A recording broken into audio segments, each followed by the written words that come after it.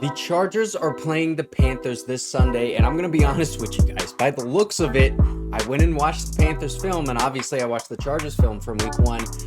This should be a pretty easy win, okay? I mean, the Chargers should be able to handle business against them, but we're all Chargers fans here, right? Maybe some Panthers fans coming in for this video, but we know that when that's the case, when the Chargers are favored to win, that's when you should be worried the most. This could be the very first trap game for Jim Harbaugh, and in order to secure the win, the Chargers are going to have to go out there and take this game seriously, especially since they're out playing in Carolina.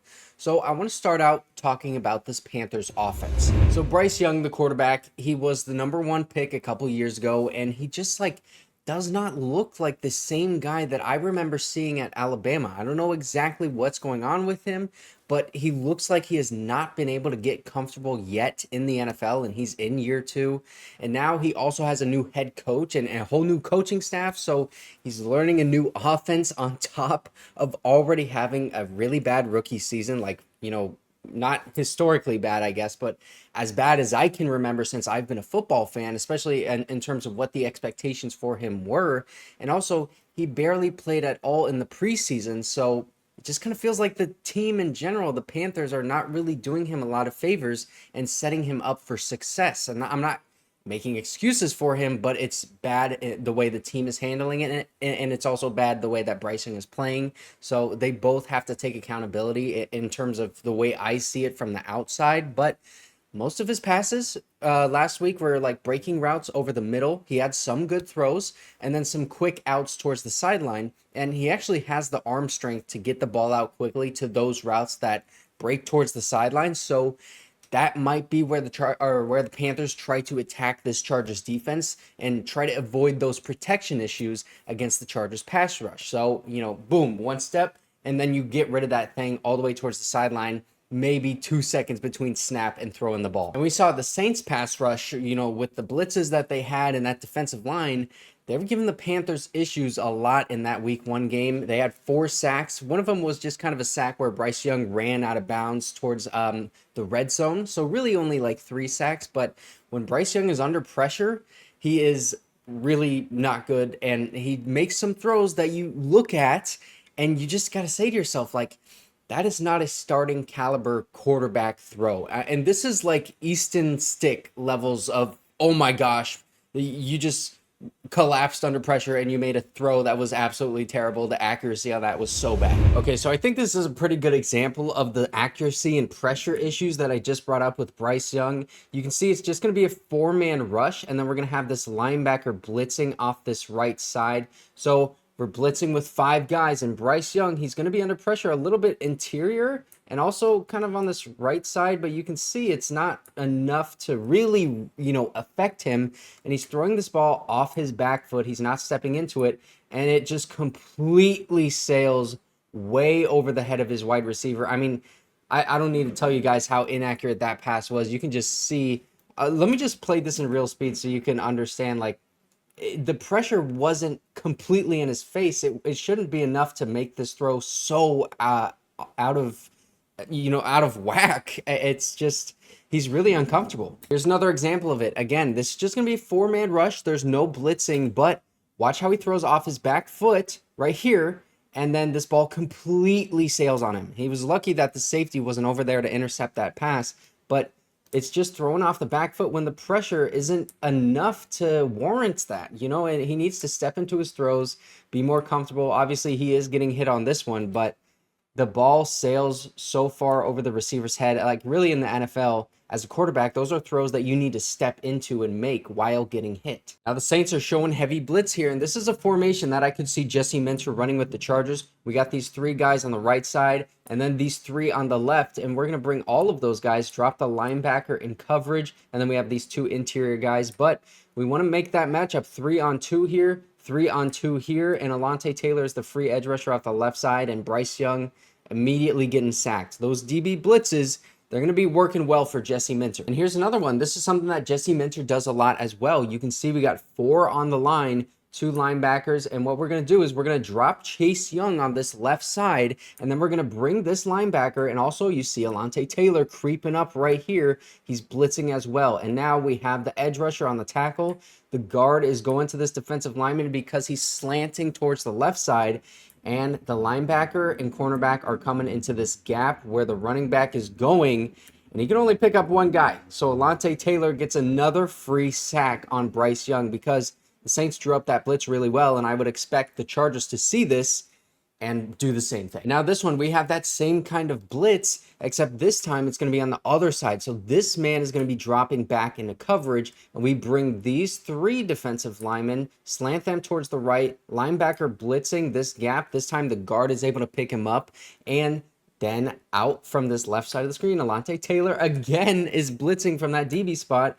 The running back is able to pick him up a little bit, but you can see he's able to get back there and get the sack on Bryce Young. He wasn't stepping up on this play. He just keeps going back, plants his foot a little bit too late, and then, you know, the pressure's all over him. That is the third sack for Alontae Taylor. Derwin James is probably going to be blitzing. Jasir Taylor, too, if he plays. Alohi Gilman, if he plays, because they're both on the injury report.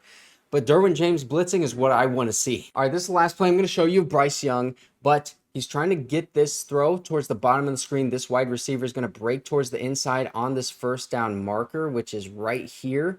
And Bryce Young is looking this way, does kind of like a little pump, and he sees on that break that this Saints defender is drifting this way, so he smartly tucks it away. He's not going to throw that, and then he starts scrambling. We see that we have these two guys on underneath routes that are wide open, and you would be able to give them a nice yak opportunity on a third and pretty long situation, but instead he starts scrambling, and then this man starts working with his quarterback. This is Adam Thielen, veteran wide receiver, starts leaking downfield, and Bryce Young sees this, smartly throws this ball. This is going to be a great play. No, it's not, because that is severely overthrown by Bryce Young.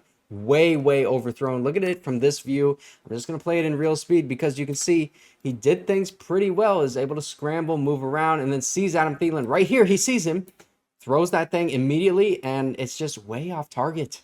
Just way off target, man. So everything was good until the throw. So I think the Chargers defense should be able to capitalize on the poor play of that Panthers offensive line and the quarterback. And I'd expect this defense to put Bryce Young under constant pressure, force some turnovers because of it. Alontae Taylor, man, he was a menace against the Panthers last week, had 3 sacks on those DB blitzes. And Jesse Minter, I know he's going to see that on tape, and he's going to start salivating because he knows that he's going to feast when he has Derwin James on those same kind of blitzes.